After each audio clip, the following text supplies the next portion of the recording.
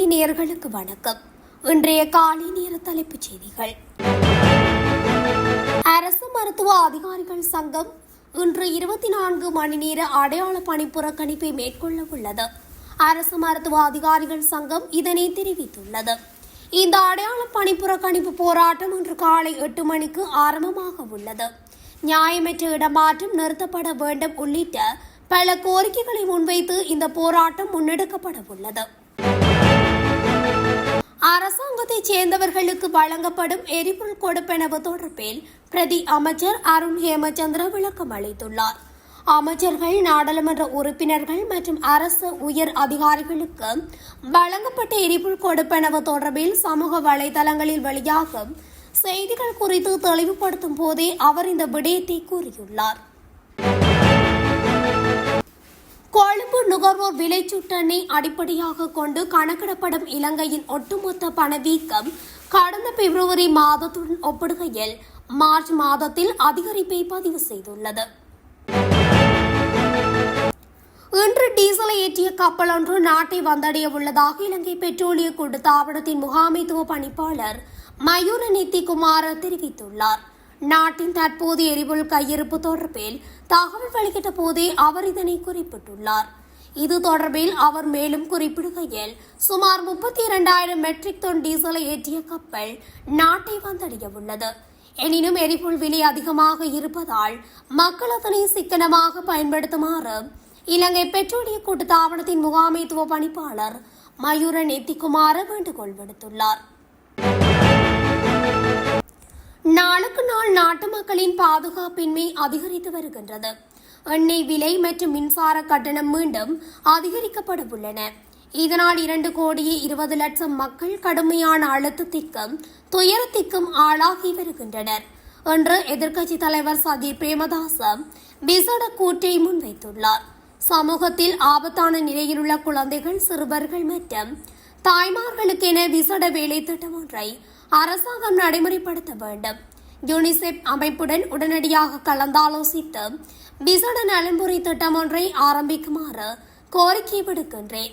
அரசாங்கம் சர்வதேச நிதி நிறுவனங்களின் அடிமைகளாகாமல் உடனடியாக மக்கள் வாழ்வாதாரத்தை பாதுகாக்க நடவடிக்கை எடுக்க வேண்டும் என்று குறிப்பிட்டுள்ளார்.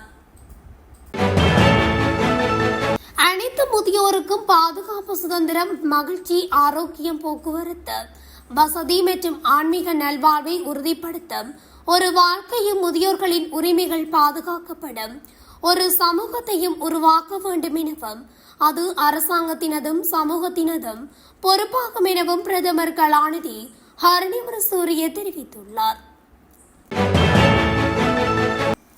கொத்மலை விதமுள்ள ரம்பட பகுதியில் உள்ள ஒரு வனப்பகுதியில் இயங்கி வந்த சட்டவிரோதமான மதுபான ஆலை மீது சோதனைக்கு சென்ற கொத்மலை காவல்துறையைச் சேர்ந்த 7 அதிகாரிகள் மீது நேற்று குளவிகள் கடுமையாக கொட்டியுள்ளன. வனப்பகுதியில் பயணித்துக் கொண்டிருந்த போது ஒரு மரத்தில் கட்டப்பட்டிருந்த குளவி கூடு கலைந்து குளவிகள் கொட்டியதில் கொத்மலை காவல்துறை குற்றப்புலனாய்வு பிரிவின் பொறுப்பதிகாரி உட்பட 7 காவல்துறை அதிகாரிகள் கடுமையாக காயமடைந்தனர். வனப்பகுதிக்கு அருகே கொண்டுவரப்பட்ட ஆம்புலன்ஸ்கள் பின்னர் 1990 சிவசேரி ஆம்புலன்ஸ்கள் வனப்பகுதிக்கு அருகே கொண்டுவரப்பட்டு காயமடைந்த காவல்துறை அதிகாரிகள் கொத்மலை பிராந்திய மருத்துவமனையில் அனுமதிக்கப்பட்டனர். இருப்பினும் அவர்களில் 5 காவல்துறை அதிகாரிகள் பின்னர் நுவரெலியா மாவட்ட பொது மருத்துவமனையில் அனுமதிக்கப்பட்டதாக காவல்துறை தெரிவித்துள்ளது. காவல்துறை அதிகாரிகளில் 3 பேரின் நிலைமை கவலைக்கிடமாக இருப்பதாகவும் மருத்துவமனை வட்டாரங்கள் தெரிவிக்கின்றன. நாட்டில் தற்போது நிலவும் கடும் வெப்பத்தின் அபாயங்களை குறைப்பதற்காக முன்னர் வெளியிடப்பட்ட பாதுகாப்பு வழிகாட்டுதல்களை உடனடியாகவும் கடுமையாகவும் நடைமுறைப்படுத்துமாறு கல்வி அமைச்சு பாடசாலை அதிபர்களுக்கு கடுமையான உத்தரவு பிறப்பித்துள்ளது. சில அதிபர்கள் இந்த பாதுகாப்பு நெறிமுறைகளை பின்பற்ற தவறியது தொடர்பில் பல முறைப்பாடுகள் தமக்கு வந்துள்ளதாக கல்வி பிரதி அமைச்சர் மதுர சினவரத்ன தெரிவித்துள்ளார். பாடசாலை நேரங்களில் மாணவர்களின் உடல் நலம் மற்றும் நல்வாழ்வை உறுதி செய்வதற்காகவே இந்த அறிவுறுத்தல்கள் தயாரிக்கப்பட்டுள்ளதாக அவர் மேலும் வலியுறுத்தினார். நேற்று இரவு காலி புகையிரத நிலையத்துக்கு அருகில் நிறுத்தி வைக்கப்பட்டிருந்த 2 பழைய புகையிரத பெட்டிகள் தீப்பற்றி எரிந்த சம்பவம் குறித்து நேற்று காலை அரசு பகுப்பாய்வு திணைக்கள அதிகாரிகள் நேரில் சென்று ஆய்வுகளை மேற்கொண்டனர். இது திட்டமிட்ட சதியா அல்லது மின் கசிவா என்பது குறித்து காலி போலீசார் தீவிர விசாரணைகளை முன்னெடுத்துள்ளனர். நாட்டிற்கு சில வகை அரிசி வகைகளை இறக்குமதி செய்ய அமைச்சரவை அனுமதி வழங்கியுள்ளது. உள்நாட்டு சந்தையில் தற்போது நிலவி வரும் சம்பா மற்றும் கேரி சம்பா அரிசிக்கான தட்டுப்பாட்டுக்கு தீர்வாக மாற்று அரிசி வகைகளை இறக்குமதி செய்ய அனுமதி வழங்கியுள்ளது. விவசாய, கால்நடை, காடி மற்றும் நீர்ப்பாசன அமைச்சர் மற்றும் வர்த்தக, வாணிப மற்றும் உணவு பாதுகாப்பு மற்றும் கூட்டுறவு அபிவிருத்தி அமைச்சர் ஆகியோர் இணைந்து சமர்ப்பித்த இந்த அவசர கூட்டுறவு அபிவிருத்தி அமைச்சர் ஆகியோர் இணைந்து சமர்ப்பித்த இந்த அவசர கூட்டு யோசனைக்கு அமைச்சரவை அனுமதி அளித்துள்ளது. மட்டக்களப்பு ஆயித்தியமலை போலீஸ் பிரிவுக்குட்பட்ட கம்பனிவட்டி வயற் பிரதேசத்தில் காட்டு யானையின் தாக்குதலில் 68 வயதான கூலி தொழிலாளி உயிரிழந்துள்ளார். இந்த சம்பவம் நேற்று நள்ளிரவு இடம்பெற்றுள்ளதாக ஆயித்தியமலை போலீசார் தெரிவித்தனர். உயிரிழந்தவர் மட்டக்களப்பு வவுணதீவு பிரதேசத்தைச் சேர்ந்த ஐயாத்துரை கந்தசாமி 4 பிள்ளைகளின் தந்தையாகவும் கடந்த 2 வருடங்களாக நெல்வயல் பாதுகாப்பு பணியில் ஈடுபட்டிருந்தவர் என அடையாளம் காணப்பட்டுள்ளது.